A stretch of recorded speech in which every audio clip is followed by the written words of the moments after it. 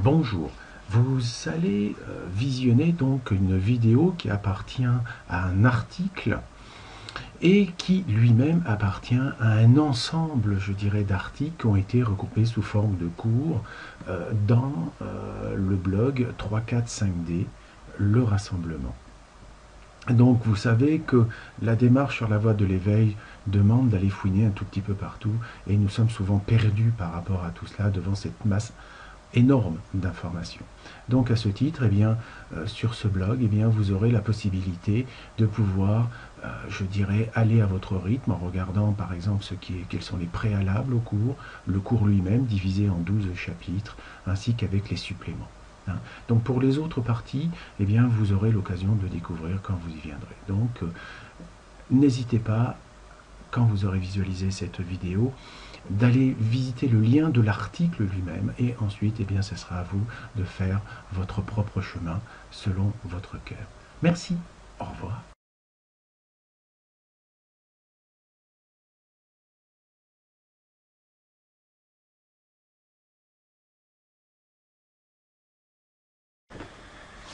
Bonjour.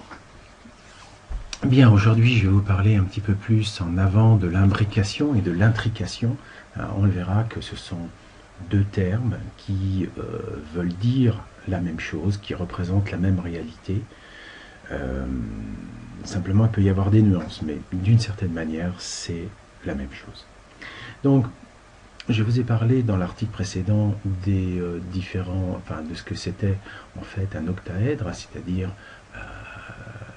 l'espace et le temps, on va dire dimensionnellement parlant, et ces espaces-temps vont s'imbriquer les uns dans les autres, comme, je dirais, les couches d'oignons.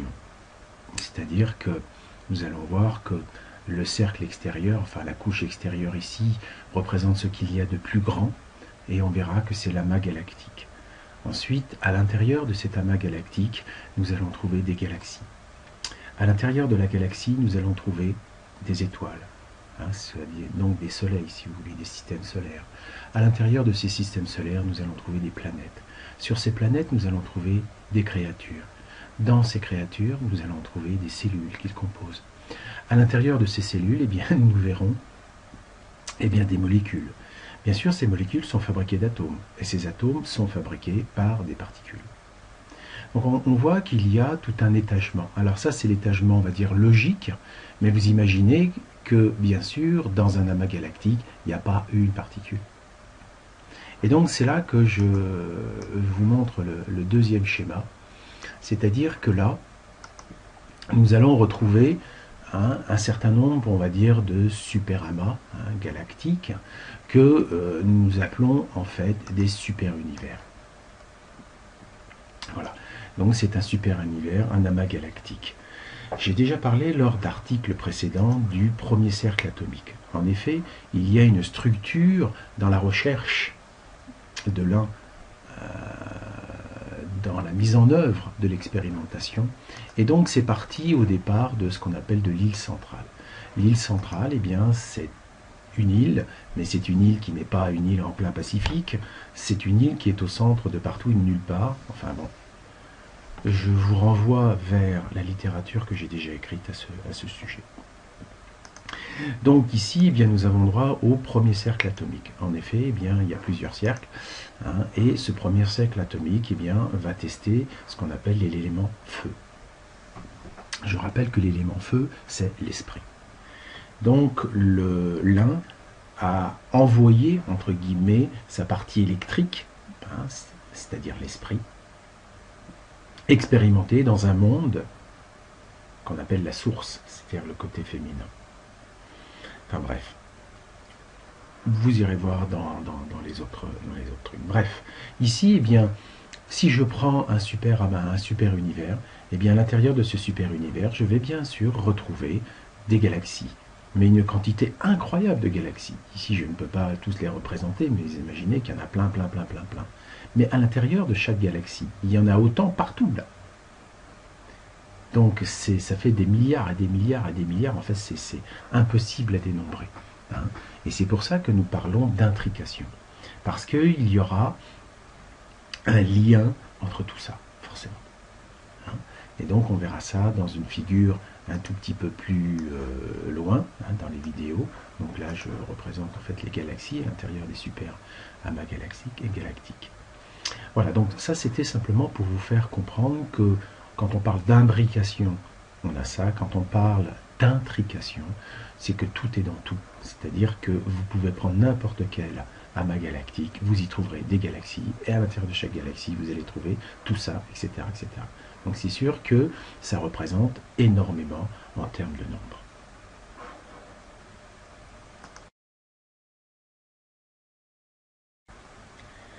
Dans cette vidéo, je vais vous représenter la partie, on va dire, physique des choses. Hein. C'est-à-dire que on voit mieux, comme dirait l'autre, quand on met des belles images. Donc, on peut parler, on va commencer à parler de cet amas galactique, c'est-à-dire que c'est un ensemble, c'est comme une bulle, dans laquelle eh bien, nous allons trouver un certain nombre de galaxies. Nous verrons que cette bulle aura la forme d'un tore, mais ça j'y reviendrai, je dirais, dans des vidéos ultérieures, parce que il est paru sur Internet un petit film très intéressant concernant les tores, etc. etc. C'est très bien. D'ailleurs, je repiquerai une petite partie vidéo de ce film, simplement pour vous montrer le mouvement énergétique, puisqu'ils ont mis quand même de gros moyens pour arriver à faire ça. Et le seul truc, c'est que bien sûr, ils n'ont montré qu'une petite partie des choses. Hein. Mais bon, ça, j'y reviendrai là aussi. Donc, de cet amas galactique, eh bien, nous allons trouver effectivement à l'intérieur de cet amas galactique, par exemple, nous allons trouver eh bien, une galaxie. On prend une galaxie au hasard, comme ça. Hein. Dans cette galaxie, nous allons bien sûr y retrouver un soleil. Hein, c'est-à-dire tout ce qui va toucher un système solaire en règle générale. Hein. On va retrouver donc une étoile. Une étoile, je rappelle que c'est un soleil. Hein, c'est quelque chose qui émet. Hein, à la différence des planètes qui, elles, reçoivent de la lumière, mais n'émettent pas de lumière. Hein. Donc ici, eh bien, à l'intérieur de ce système solaire, eh bien, nous allons bien sûr trouver une planète. Donc sur cette planète, eh bien, nous allons ensuite trouver quoi? Eh bien, de la vie. Hein, c'est-à-dire que par exemple, ici j'ai pris l'Afrique avec un couple d'ourang-outans, eh bien ça va être des créatures. Mais ces créatures, ça peut partir bien sûr du ver de terre, en passant par les coléoptères, par l'amibe, en fait, par toutes les formes de vie, entre guillemets, qu'elles soient aussi bien animales que végétales, et que bien sûr préhumaines. Donc ici, bien, nous retrouvons donc des entités qui elles-mêmes, donc j'ai mis ça sous le terme de créature, et on va prendre par exemple dans ce petit bébé d'ourang-outan, eh bien, il va y avoir un neurone. Et on va voir que un neurone, c'est une cellule en fait. Hein, c'est une cellule spécialisée, mais ça reste quand même une cellule. Attendez, on va aligner un petit peu les choses, que ça soit plus sympathique en termes de mise en page. Voilà. Et donc, ce neurone, il est pas fait avec n'importe quoi. Il a à l'intérieur, eh bien sûr, un autre schéma qu'on appelle, ni plus ni moins, des molécules. Donc, toute cellule est fabriquée à partir de molécules. Or, nous voyons que ces molécules sont un ensemble de choses constituées de ce que l'on appelle de l'atome. Donc, si je prends ceci, avec un petit trait qui manque, là, voilà. Si je prends ceci, eh bien, on voit qu'effectivement, nous allons retrouver un atome. Alors là, je vous ai mis simplement un atome dans le sens commun du terme, c'est-à-dire que vous allez trouver les neutrons, les protons, et ensuite des couches d'électrons qui tournent autour. Et bien sûr, tout ça, c'est encore une autre échelle dans laquelle nous allons voir qu'à l'intérieur, par exemple, si je prends une petite boule rouge, à l'intérieur, eh bien, ça s'appelle une particule. À l'intérieur de ces particules, qu'allons-nous voir? Nous allons voir des quarks. Donc on voit qu'il y a des emboîtements de choses, et chose qui est fort probable, c'est qu'en fait, une de ces particules, par exemple, une particule, est en fait un amas galactique.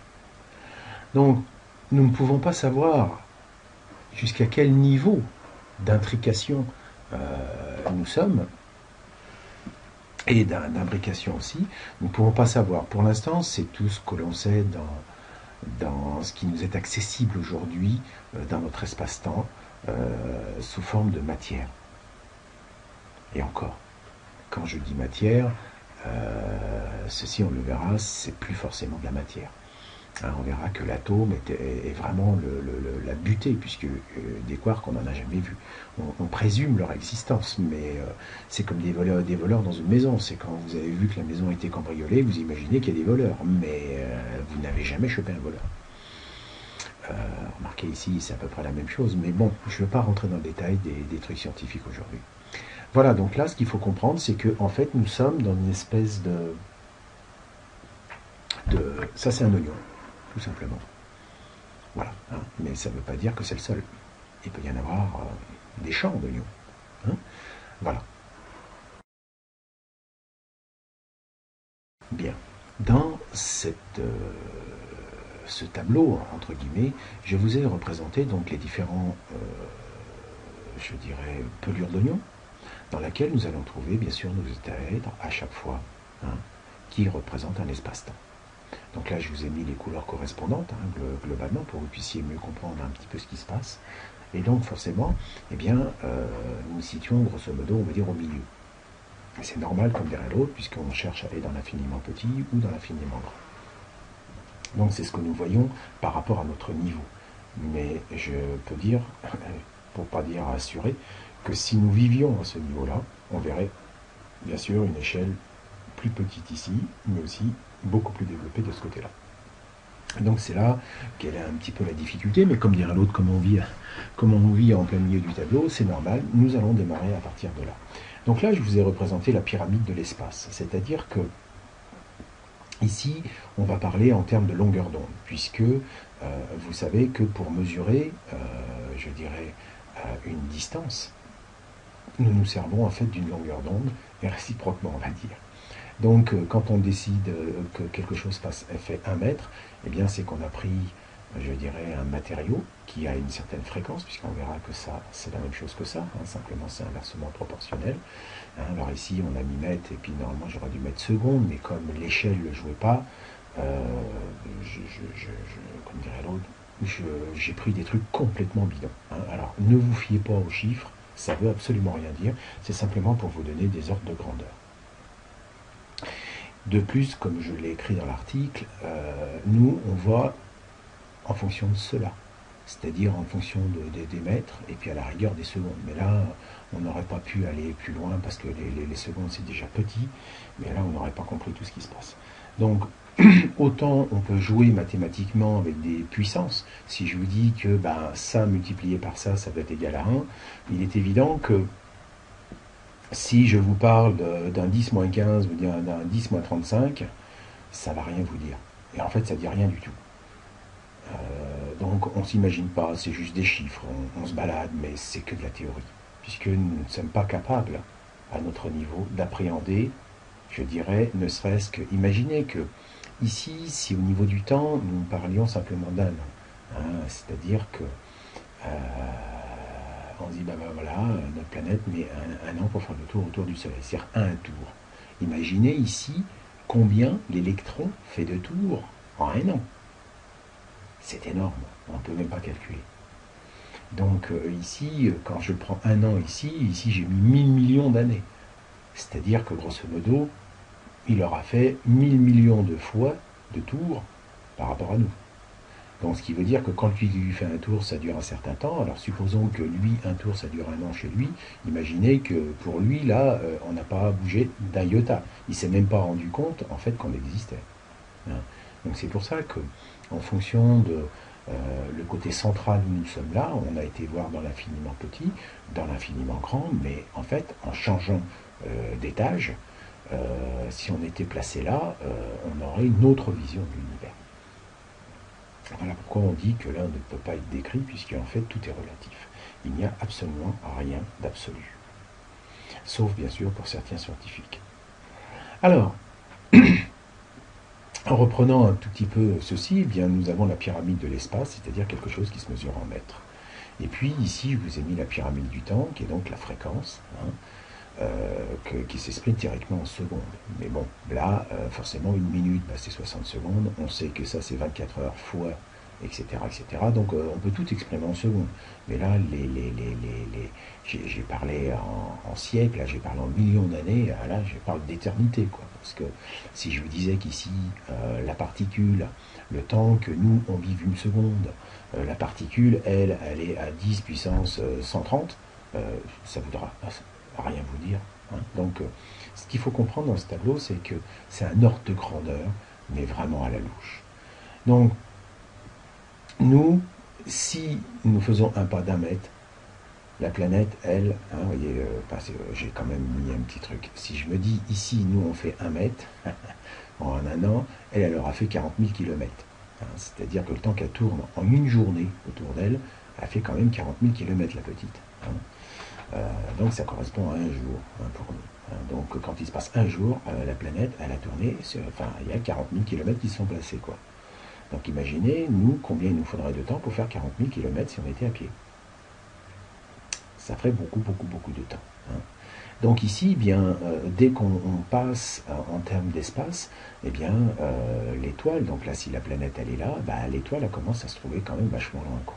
C'est-à-dire que si on voulait aller simplement aller visiter le Soleil, là, on peine déjà à dire on va aller sur Mars. Hein. Vous imaginez un peu déjà le bordel pour aller sur Mars, qui est juste la planète qui est à côté, hein, je signale. Si on va aller voir le Soleil, ça va prendre du temps. Hein. D'après nos calculs aujourd'hui et d'après la technologie qu'on a, c'est évident que je ne sais pas si une vie humaine suffira. Voilà. Alors, imaginez quand vous devez aller voir le centre de la galaxie. Là, j'ai mis un million d'années-lumière, mais on ne sait pas. Enfin, j'ai mis des chiffres bidons. Hein. Et puis, si vous voulez aller vous balader dans la main galaxique, l'infiniment grand, là, on est clair qu'il est vraiment très grand, l'infini. À l'inverse, ici, si on parle de cellules, on va voir qu'on parle en termes de microns, c'est-à-dire en millionième de mètre. C'est 10 x 6, c'est 1 million. Hein. Donc c'est 1 million, donc ça veut dire 1 millième de millimètre. Ça, c'est une cellule. Alors, vous imaginez que déjà au microscope, à l'école, on a été capable de voir. C'est déjà quand même pas mal. Mais imaginez qu'on vous demande maintenant de voir la molécule. Alors là, la molécule 10 x 10. Ça veut dire que ça commence à faire vraiment beaucoup. En fait, on ne peut le voir qu'avec de très, très, très, très gros appareils. Et par d'autres méthodes aussi. Hein. Ensuite, l'atome, 10 - 15, on est d'accord, hein, ça veut dire que c'est un zéro suivi, c'est une virgule, vous prenez un chiffre, ça fait 0, virgule, et vous mettez 15 zéros derrière. Si vous pouvez voir ça à l'œil nu, c'est impossible en fait. Puisque vos yeux sont fabriqués quasiment, et encore, je ne suis même pas sûr, Angstrom c'est 10 x 10, parce qu'on parle en nanomètres, hein, puisque la couleur moyenne de l'œil qui peut voir, c'est, si ma mémoire, c'est 550 nanomètres, qui est le jaune, 550 nanos, hein, donc ça veut dire 5500 angstrom. Alors, vous voyez, même celle-là, on ne le voit pas. Donc, bref. Donc ça veut dire que déjà à ce niveau-là, rien qu'avec nos yeux, on ne voit plus rien. S'il n'y avait aucun appareil, on ne verrait rien. Absolument rien. Donc ça veut dire qu'avec nos yeux, on voit des cellules et puis ça s'arrête là. Puis avec nos yeux, à la rigueur, on voit effectivement des planètes et puis si on voit des petites lumières dans le ciel, ça s'arrête à ça, quoi. Après la galaxie, on la suppute, hein, parce que bien sûr une galaxie est composée de plein d'étoiles, donc on l'imagine, mais en fait dans la réalité, on a rien foutu d'en voir une, vraiment, sauf bien sûr quelques-unes qui traînaillent et qui font quelques millimètres au niveau des yeux, pour ceux qui ont des bons yeux. Alors les amas galactiques, on les oublie, bien sûr. Donc on voit que notre vision avec nos yeux est excessivement limitée. Il en est de même vis-à-vis du temps. On se balade entre l'infiniment petit qui est tellement petit que de toute façon on n'y verra que dalle, et que l'éternité, c'est tellement long que de toute façon on n'y verra que dalle non plus. Donc on voit que nous jouons toujours en termes d'imbrication avec des espaces-temps qui, bien sûr, si nous sommes là, nous pouvons concevoir globalement la planète. Quand je dis globalement, c'est sûr qu'il y a, quand on parle de la planète et qu'on va dire, ah bah il y a 3 millions d'années sur Urantia Gaïa, c'était comme ça, déjà au niveau d'un humain, c'est pas évident. Hein. Déjà, si on remonte au dernier déluge, ça sera déjà pas mal. Hein. Ça veut dire que notre histoire remonte grosso modo à 8000 ans. 10 000 ans, quand on va les gratouiller, on va dire quelques fossiles, quoi. Puis après, ce n'est que supputation. Vraiment que supputation. Ensuite, eh bien, quand on regarde au niveau des cellules, ben, là on voit aussi que la vie d'une cellule, ça va de quelques secondes, hein, puisqu'on a des cellules qui vivent quelques secondes. Hein, c'est le style globule rouge. Hein, je ne me rappelle plus, hein, puisque ça fait très longtemps, mais la quantité de globules rouges qui meurent à chaque seconde est impressionnante. Et ils vivent pas longtemps, les petits. Hein. Pourquoi? Parce que comme ils sont en contact avec l'oxygène, eh bien ça les détruit très très très très vite. Et puis après, on oublie, quoi. Hein. Donc ce qui veut dire que notre vision des espaces-temps qu'il y a là est extrêmement faible. Et nous allons le voir dans l'autre figure qui va suivre. Hein. Tout ça, c'est que du théorique. Grosso modo, hein, puisque quelle est la durée de vie d'un atome? Waouh, hein, difficile à dire. Hein. Alors quelle est la durée de vie d'un amas galactique? Waouh, là aussi ça va être un peu dur. Donc on peut voir, quand on regarde ce tableau, que l'espace-temps dont tout le monde se gausse, entre guillemets, ceci, cela, ça devient très vite du flan. Ça devient très vite de l'imaginaire. Ça devient très vite quelque chose que des équations nous donnent, mais on ne peut pas l'appréhender. Nous sommes donc coincés, on va dire, dans un espace-temps avec une idée de ce qui se passe, je vais dire de chaque côté, parce qu'après, si vous n'avez aucun instrument, je dirais un peu perfectionné, ça reste de l'illusion d'une certaine manière.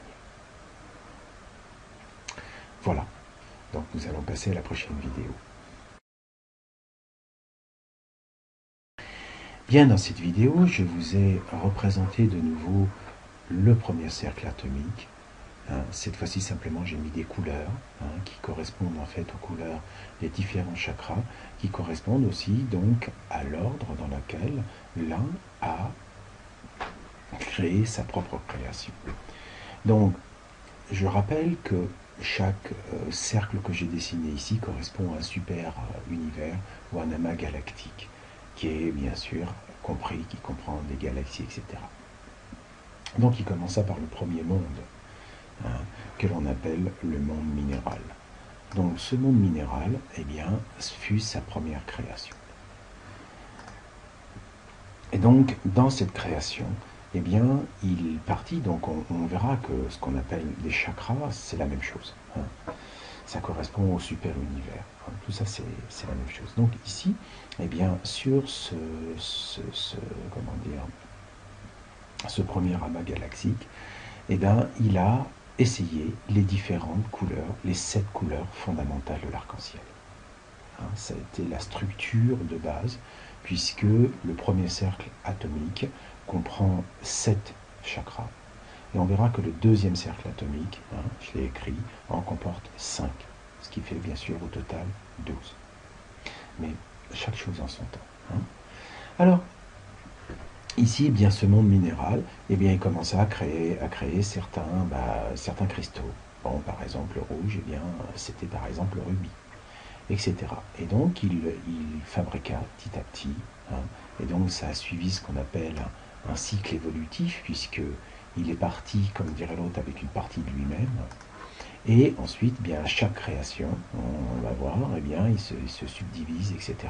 Ce qui fait que, là, je n'ai pas tout représenté, mais c'est que vous compreniez le système, puisque ce qu'il faut aussi savoir, c'est que à l'intérieur de chaque couleur, il y a 12 étapes. Donc en fait, ce que je représente ici est une hyper simplification, puisque dans la réalité, pour passer du rouge ici au orange, eh bien, il aura fallu 12 étapes intermédiaires. Ensuite, de ces 12 étapes intermédiaires, il passe à l'orange, 12 étapes intermédiaires, etc., etc. Donc on voit que ça fait quand même du peuple. Donc à chaque fois qu'il a bien sûr créé un minéral, eh bien, il a mis une partie de lui en ce minéral. Donc si, supposons, il avait, je dirais, en termes d'énergie, il avait 100 watts, ben, il a mis, dans sa première création, ben, il a mis 100 watts. Et puis ensuite, ben, quand il s'est subdivisé, ben, c'est devenu 50 watts, 50 watts. Et puis après, de 50 watts, ben, c'est devenu 25, 25, etc., etc., etc. Donc, l'énergie, vous pouvez vous en douter, est énorme, puisque quand nous regardons déjà au niveau de la Terre, combien il y a d'individus et combien il y a de formes de vie, de création, que ce soit aussi bien au niveau du monde minéral, végétal, animal, etc. Vous imaginez que, en fait, nous fonctionnons avec une fraction mais absolument infime de sa puissance. Alors, ici, dans sa création, eh bien, elle arriva donc au violet. J'ai représenté ça par le violet, puisque le 7e chakra est aussi représentable, on va dire, par le blanc. Mais bon, il a fallu que je me fixe sur un certain nombre de couleurs, donc j'ai préféré garder ces couleurs-là, parce que bon, quand vous mettez une bande blanche, à la fin, sur fond blanc, ça vous donne rien. Donc, faut pas se prendre à s'arracher les cheveux de la tête si vous pensez que le 7e chakra, il est blanc.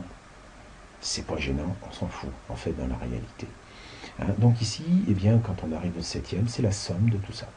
Hein, donc vous vous rappelez toujours que si nous avons 12 chakras, puisqu'il y a 12 étapes, mais on verra, 12 brins d'ADN, on verra que ce sont c'est un nombre très très particulier. Hein, donc, quelque part, quand vous avez atteint les 6, c'est comme si vous avez en fait travaillé votre soi inférieur et que vous connectez à votre soi supérieur. Donc ici, ce soi supérieur vous permet en fait d'accéder à la totalité des 5 autres chakras qui sont derrière, mais qui sont totalement invisibles car non incarnés. Donc grosso modo, on peut dire que la pierre, le minéral le plus balèze qu'il ait fait, s'appelle tout simplement le diamant. C'est-à-dire déjà toutes les pierres qui sont transparentes. Hein. Donc toutes les pierres transparentes possèdent en elles-mêmes, bien sûr, la totalité de toutes les couleurs. Donc si vous y envoyez un rayon de lumière possédant toutes les fréquences, eh bien vous aurez un arc-en-ciel. C'est-à-dire ça veut bien dire qu'il possède à l'intérieur de lui toutes les structures.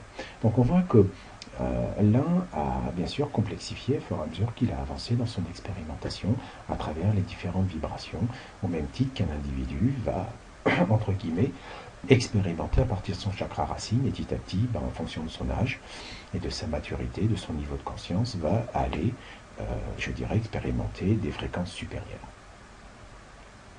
Donc un enfant va faire la fréquence première, on va dire, hein, c'est-à-dire rouge-rouge. Donc il sera totalement dans le physique. Ensuite, eh bien, un jour, il abordera bien sûr tout ce qui touche la faim, le truc, etc. Mais à un autre âge, ça sera la sexualité. Après, ça sera le pouvoir. Ensuite, ça sera l'amour inconditionnel, etc., etc. Donc, vous pouvez constater que c'est un ordre de marche logique. Ensuite, quand il a fait ça, il s'est dit, c'est bien, maintenant on va passer à la strate suivante. Et la strate suivante, eh bien, on va reprendre la même musique. Alors, je vous rappelle aussi au passage que ça s'appelle un octave. Et donc ici, c'est comme un clavier de piano avec toutes les couleurs, avec chaque note. Donc on expérimente chaque note. Donc là, eh bien, à partir du monde minéral, il créa donc le monde végétal, qui est donc la deuxième super univers qu'il a créé. À partir de là, eh bien, il s'est lâché, entre guillemets. Il s'est dit, voilà, on expérimente le végétal, mais un végétal, on va commencer par le rouge. Et puis, donc, un orange-rouge, un orange-orange, etc., etc., pour arriver à, bien sûr, l'étape ultime ici, qui est donc un végétal, mais un végétal qui, entre guillemets, a déjà tout ce qu'il faut pour passer de l'autre côté. On va voir que, par exemple, eh bien, ce sera les plantes qui bougent, voire les plantes dites carnivores. C'est-à-dire que ce sont des plantes qui, même si elles ont des racines, eh bien, peuvent, entre guillemets, bouger, par exemple, comme les plantes carnivores, peuvent refermer leurs pétales, casser la croûte, les réouvrir, etc. Donc ils sont déjà dans le mouvement, et dans le côté animal d'une certaine manière. Donc là, à certains niveaux, comme je vous avais parlé, on a toujours des moteurs, et là je vais vous représenter un moteur à ce niveau-là, parce que comme tout est intriqué, rappelez-vous, et imbriqué, eh bien il y a effectivement, je dirais, plusieurs niveaux. On peut représenter les moteurs à plusieurs niveaux. Là, je le représente simplement là, puisque ce moteur-là, c'est la vie qui est donnée au minéral. Le minéral est statique. Celle-ci va lui permettre de lui donner une hauteur et d'expérimenter. Donc un minéral, un végétal, ne peut vivre que si le minéral existe. Nous sommes bien d'accord. On ne peut pas monter le premier étage si le rez-de-chaussée n'est pas monté. Donc ceci a été le moteur, ce qu'on appelle, que j'appelle le moteur de la Terre. Alors bien sûr, ça a amené beaucoup plus de subdivisions. Là, je n'ai fait que représenter quelques-unes, mais ça a amené des milliards de subdivisions. Ensuite, eh bien, on peut imaginer que le troisième étage, lui, s'est fait selon la même musique, c'est-à-dire que le monde animal. Le monde animal vient en superposition au végétal qui, lui, est même dans le minéral. Donc ces super-univers existent indépendamment les uns des autres. C'est-à-dire que là, eh bien, les minéraux qu'il y a là, une partie a migré ici. Une partie a migré ici, puisque, effectivement, les entités qui sont à l'intérieur de ces minéraux ont leur propre évolution, leur propre croissance. Donc c'est en cela qu'il faut aussi comprendre que nous sommes originaires bien sûr d'un cristal à l'origine, mais quelque part nous avons beaucoup de familles dans les autres cristaux, de même famille, de même fréquence, simplement nous n'avons pas la même expérience puisque nous n'avons pas les mêmes fringues.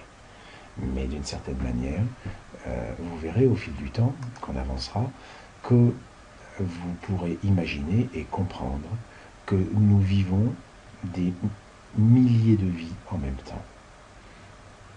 Quand on parle de nos quelques vies antérieures, c'est par rapport à la Terre, mais je peux vous garantir qu'on continue à vivre dans d'autres constellations, dans d'autres galaxies, puisque en fait nous sommes en résonance avec. Et c'est pour ça quand on dit que quoi que nous fassions, quand un individu fait quelque chose, c'est la création entière qui gigote.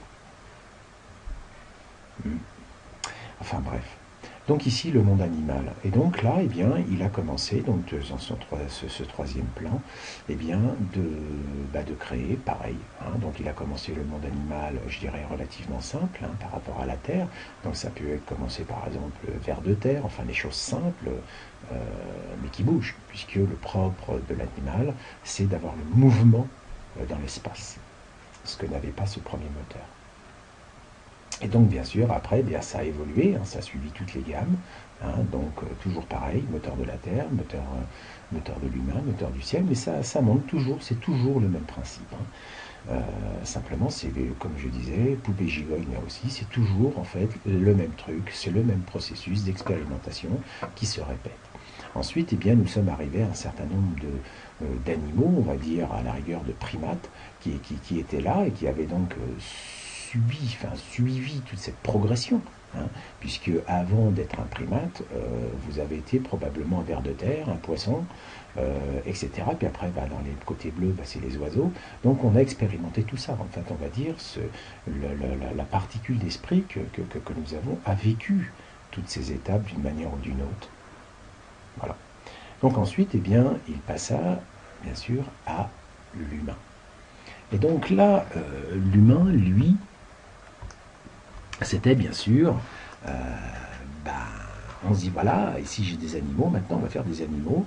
Rappelez-vous, le voile de l'oubli se situe au niveau du troisième chakra, entre le troisième et le quatrième, ici. Donc ça veut dire que là, on va commencer à donner une conscience individuelle. Alors qu'ici, c'était encore une conscience collective. Alors je ne vous dis pas les autres ici. Là, celles-là, elles sont hyper collectives.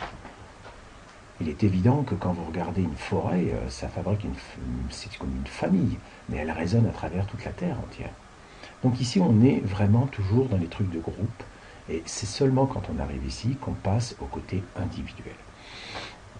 Donc c'est là que le créateur s'est dit, bien voilà, je vais donc créer des organismes vivants, bien sûr, qui vont avoir ces chakras, c'est-à-dire qui vont pouvoir je dirais, expérimenter,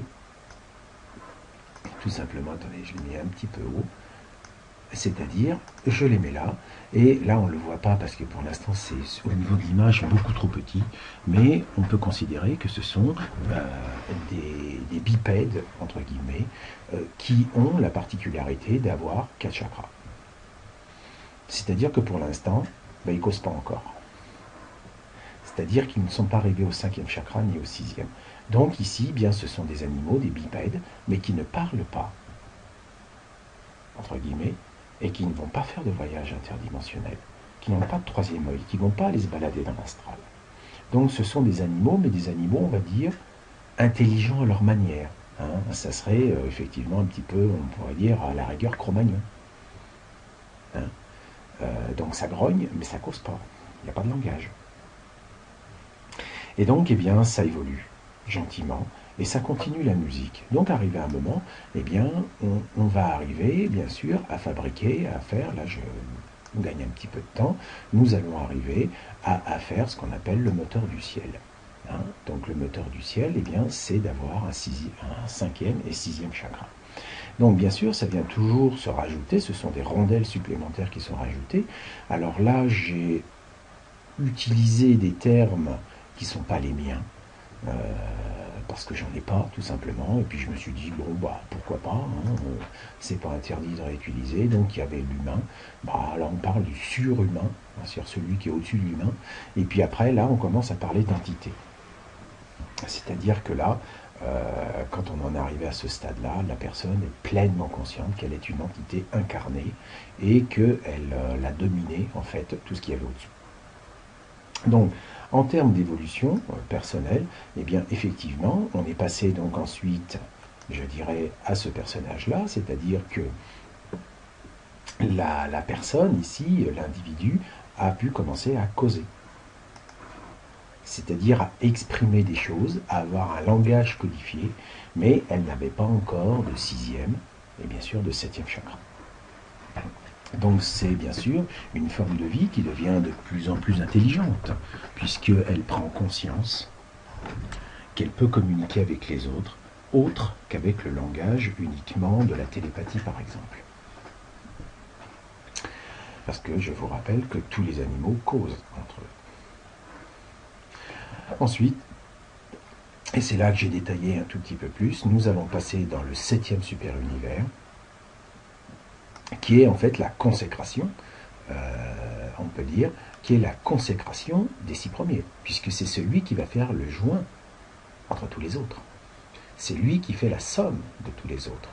Donc, ici, j'ai oublié de vous en parler, c'est qu'il y a eu bien sûr un autre être humain qui est apparu ici, hein, c'est-à-dire un être humain qui lui était doté du 6e chakra, c'est-à-dire qui était capable de se balader dans les dimensions, hein, c'est-à-dire dans l'astral principalement.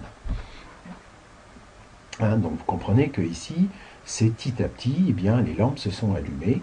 Hein, donc le support en lui-même a peut-être varié un petit peu dans les proportions, dans ce qui était, mais c'est une évolution.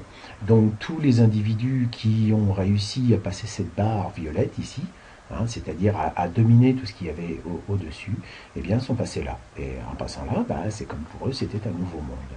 Et ensuite, eh bien, on a réitéré l'opération. Arrivé au violet, bah, ceux qui sont passés, ceux qu'on va dire ascensionnés d'une certaine manière, paf, ils se sont retrouvés qu'un chakra supplémentaire. Voilà en quoi notre niveau de conscience va dépendre en fait de toutes nos vies antérieures, mais aussi de tout ce que nous avons expérimenté dans d'autres corps, mais autres que celui que nous avons aujourd'hui avec les 7 chakras. Donc vous pouvez comprendre que quand nous sommes arrivés, c'est-à-dire ceux qui ont réussi dans cette espèce, on va dire, à arriver donc à ce côté violet ici, au 7e chakra, entre guillemets, enfin, 7e fréquence, hein, c'est-à-dire de se connecter à son soi supérieur, hein, bien qu'il il passe de ce côté-là. Alors là, j'ai détaillé un tout petit peu parce que c'est là que ça nous intéresse, puisque c'est là que nous y sommes. Donc aujourd'hui, eh bien, de l'entité, on passe à l'émanation. C'est-à-dire que, rappelez-vous, ici c'est le 2e voile de l'oubli. Là, c'était le 1er voile. Donc, globalement, l'humain est apparu là. Et donc, ce 2e voile de l'oubli va sauter pour tous les gens qui vont forcément ascensionner. Donc, ce 2e voile de l'oubli, c'est simplement de découvrir que, en fait, votre nom, vous n'en avez rien à battre. Que vous dites, ah voilà, alors moi sur Terre, si je suis en 3D, là je m'appelle ceci, cela, je suis né à tel endroit, ok. Quand vous commencez je dirais, à vous rappeler un tout petit peu, vous commencez à dire oui, j'ai eu des vies antérieures. Puis après, vous direz ah oui, mais moi j'étais Atlante. Et puis avant d'être Atlante, j'étais Lémurien. Puis avant d'être Lémurien, j'étais Pléiadien. Ou j'étais ceci, ou j'étais cela. C'est-à-dire que vous allez remonter dans la hiérarchie et donc le temps, d'une certaine manière, pour redécouvrir vos racines. Parce que, comme je vous disais, eh bien, autant ici les minéraux qu'ont ascensionné, entre guillemets, sont passés là, puis ceux qui ont ascensionné là, ils sont passés là, puis là, et puis là, et puis là, et puis là. En fait, il y a une parenté entre, bien sûr, tous les rouges. Il y a une parenté horizontale, mais il y a aussi une parenté verticale, parce que ici, vous imaginez, c'est comme si c'était des arbres qui poussaient, les racines, les cristaux viennent, ceux qui sont là, ils se servent de ces cristaux-là, mais ces cristaux-là, ils sont en train de causer avec les autres aussi, dans les autres univers, super-univers. Et ici, eh bien, la plante va pousser, on est bien d'accord, mais quelque part, eh bien, les racines vont s'étendre ici, et puis après vont s'étendre là. Donc il y a comme un quadrillage aussi bien horizontal que vertical. Donc imaginez que quand on arrive ici sur la dernière colonne, eh bien, vous êtes ni plus ni moins avec des racines qui ont ascensionné pratiquement à tous les niveaux. Et quand j'ai racines, le côté végétal, le côté animal, le côté humain, le côté surhumain, le côté entité. Et en fait, ni plus ni moins, vous avez tout ça qui revient sur les côtés et en plus vous faites du vertical. Donc vous comprenez aujourd'hui que l'objectif est de centrer tout ça et de faire bosser tout ça ensemble. Parce que si vous arrivez à centrer tous ces règnes différents qui sont en vous, vous allez pouvoir passer, entre guillemets, à la prochaine étape. Vous voyez, les choses sont simples en elles-mêmes, mais bon, bien sûr, il faut les comprendre. Donc ici, eh bien, je vous représente, en plus en détail, je dirais, les différentes couleurs, avec bien sûr les trois moteurs que vous êtes maintenant habitués à comprendre. Donc ces trois moteurs, eh bien, ils sont en nous, et bien sûr l'objectif, c'est de découvrir que nous sommes effectivement une émanation de l'un, et que nous ne sommes plus séparés. Nous ne sommes pas des entités en disant je m'appelle un tel ou un tel ou un tel. Vous découvrez qu'en fait vous êtes un. Que tout ce qui vous entoure, c'est vous. C'est vous, tout en n'étant pas vous, puisque quand vous dites c'est moi, vous êtes dans la division. Donc vous êtes une émanation. Vous découvrez que vous êtes beaucoup plus que ce que vous pensez. Vous êtes plus que votre carte d'identité, que votre compte bancaire, etc. Donc là, eh bien, l'être humain en tant que tel va effectivement avoir tous les chakras en correspondance. Vous voyez, ça, bon, je pense que vous êtes maintenant complètement rompu à cet exercice. Et vous avez donc ce 7e chakra qui se connecte effectivement directement à cette bande, puisque l'objectif, c'est effectivement de prendre conscience des 6 autres chakras. Et si vous prenez conscience déjà de celui-ci et des autres, c'est-à-dire votre soi supérieur, ou pour les religieux, on va dire, les religieux de 5D, on va dire, les illuminés, c'est-à-dire le côté âme. Donc vous comprenez que vous êtes une émanation et que vous avez un véhicule dans lequel vous allez vivre. Nous savons aussi que, puisque le but c'est l'espace-temps, que en fait chacun des moteurs correspond à des dimensions et donc à des espaces-temps. Donc vous avez le moteur de la Terre ici qui va correspondre pour vous à la 1D, 2D, c'est-à-dire qui va correspondre à ce moteur-là. Ensuite, vous allez avoir le moteur 3D, 4D qui va correspondre à celui de l'humain,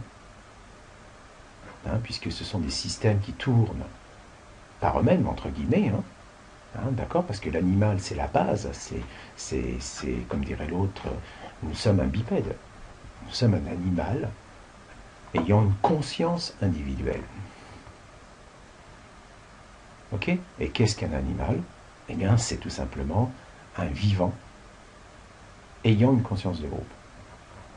Vous voyez, il y a une évolution. Et donc, c'est bien sûr cette évolution, donc ici je les ai mis avec les dimensions.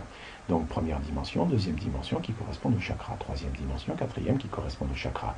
Donc ici, nous sommes, rappelez-vous, coincés par le vol de l'oubli qui est là, qui reste toujours. Ici, il y en avait un, qui étaient là pour pouvoir passer dans ce truc violet ici, dans ce 7e super univers.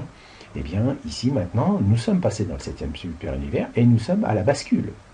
Nous sommes en plein milieu. C'est-à-dire que quand on va, je dirais, ascensionner, ben, nous voyons que nous partons, entre guillemets, voilà, nous partons, on va dire, je devrais même le remonter un tout petit peu, nous devrions être centrés en notre cœur, en plein milieu, pour passer, bien sûr, dans le prochain espace-temps. Et donc, quand nous serons arrivés à cet espace-temps-là, eh bien, c'est relativement simple. Nous allons pouvoir faire sauter la barrière ici. C'est-à-dire que quand on est arrivé là, le prochain espace-temps, il est juste là, quoi. Donc, ce qui veut dire que une fois qu'on se sera centré, quand on sera en 5D, dans un corps dit silicé, eh bien, nous allons pouvoir passer à l'autre étape. Or, cette autre étape, elle est où? Vous voyez que le premier cercle atomique, il est complet. Ça veut dire que toutes les personnes qui vont ascensionner ici, c'est déjà bien, mais ceux-là qui vont ascensionner à leur tour, je veux dire quand on arrivera là et puis après qu'on passera là, eh bien on ira ensemencer les 5 autres super-univers qui se trouvent dans le 2e cercle atomique. C'est-à-dire que, depuis tout à l'heure, ce que je suis en train de vous dire, c'est qu'ici, à chaque fois que quelqu'un passe une barre violette, eh bien il devient une graine pour l'expérience suivante, pour le super-univers suivant. Et c'est ainsi que nous progressons sans cesse. Et donc là, eh bien, je vous mets le dernier morceau sur l'image. Nous en sommes arrivés là en ce moment. C'est-à-dire que, ici, vous savez que nous avons un esprit directeur et que cet esprit directeur a 8 possibilités d'incarnation. Donc vous, en tant qu'individu, vous êtes conscient que vous êtes là. Mais vous n'êtes pas forcément au courant du nom et du prénom des 7 autres frères ici, qui sont issus de la même particule que vous. Vous n'êtes pas au courant, enfin pour la majorité. Donc on peut exceptionnellement en trouver 1, voire 2, mais bon, la Terre est grande et, comme dirait l'autre, on n'a pas forcément tous le même âge, la même race, le même sexe, etc. Donc c'est pas évident.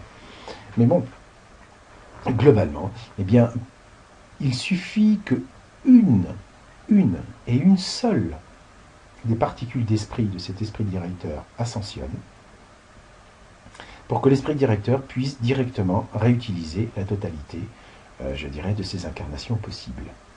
En clair, ça veut dire que ceux-là, de toute façon, vont mourir de leur mort, on va dire, naturelle, d'une manière ou d'une autre, mais simplement se réincarneront ici, puisque, en fait, ils sont vous. Donc, au lieu de penser, dire, ouais, moi je vais ascensionner, puis les autres, qu'est-ce qu'ils vont devenir? Eh bien, en ressentant en vous-même, en vous reconnectant en fait à votre soi supérieur, eh bien, vous vous reconnectez à celui qui cause directement à votre esprit directeur. Et donc, à partir de là, quand vous vous reconnectez à vous-même, vous vous reconnectez aux autres facettes de vous-même qui sont aujourd'hui incarnées. Donc, on sait qu'un travail en équipe, ça bosse beaucoup mieux et beaucoup plus fort que si vous étiez vraiment tout seul. Donc déjà, quelqu'un qui passe en 4D commence à découvrir, comme je vous avais dit, ici c'est l'inspire, et ici c'est l'expire, eh bien c'est du célibat. Mais c'est un espèce de célibat qui vous permet de vous retrouver vous-même, afin de pouvoir reconnecter, en fait vous marier avec les autres facettes de vous-même, qui ne sont pas forcément incarnées dans le même corps. Vous comprenez? C'est-à-dire qu'actuellement, sur Terre, il y a une équipe. Voilà, moi j'appelle ça l'équipe au sol, mais il y a une équipe qui est là. Simplement, ils n'ont pas forcément le même âge, ils n'ont pas forcément le même degré d'ouverture, ils n'ont pas forcément les mêmes trucs. Donc même si sur l'ensemble ici, je dirais des 8 personnes possibles, il y en a peut-être qu'un qui est avancé. Mais n'empêche que si lui il avance, il fait avancer les autres par effet résonance, si bien sûr les autres écoutent leur petite voix aussi, et réciproquement, bien la force de cela, même s'ils n'ont pas assez d'énergie pour eux-mêmes passer, eh bien, vont par effet résonance le renvoyer à celui qui est le plus avancé. Donc si on vous dit l'ensemble de l'équipe sera sauvé si seulement un seul de l'équipe pourra entre guillemets, être sauvé, enfin réussir l'objectif, eh bien je peux vous dire que ça bosse en cohérence et ça y arrivera, tout simplement. Mais pour cela, il faut se reconnecter à soi-même et à ses différentes facettes. Voilà ce que j'avais à vous dire par rapport à cette vidéo qui rassemble un tout petit peu tout concernant les différents espaces-temps pour l'instant, hein, concernant l'évolution, concernant les différents claviers, les différents octaves que nous vivons actuellement, et que quand nous allons ascensionner, eh bien, nous sommes sur la dernière marche, sur le dernier espace-temps, avant le grand saut, on va dire, dans le deuxième cercle atomique. Donc nous sommes les graines les plus avancées qui soient. Et si nous sommes dans un monde merdique, au plus haut lieu, c'est parce que nous devons régler les derniers détails, les derniers trucs, afin d'être le haut top du top parmi les tops. Voilà, c'était ce que j'avais à vous dire dans cette illustration. Je vous souhaite une bonne continuation et puis donc aux prochains articles et aux prochaines vidéos. Au revoir.